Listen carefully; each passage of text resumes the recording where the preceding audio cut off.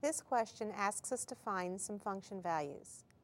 The function given is g of t equals -2 times the absolute value of t plus 3.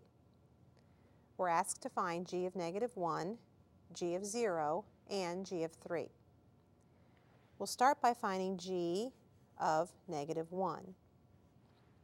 To find g of -1, we will replace t every time it occurs, in this case just once, in the formula for g.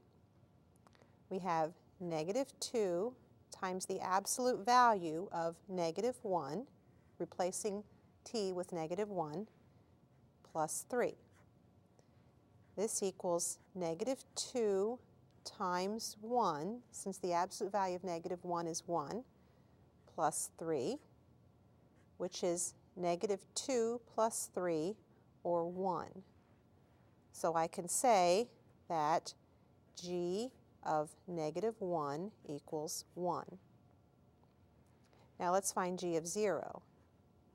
G of 0 is -2 times the absolute value of 0 plus 3, which is -2 times 0, since the absolute value of 0 is 0, plus 3, which is 0 plus 3, which is 3.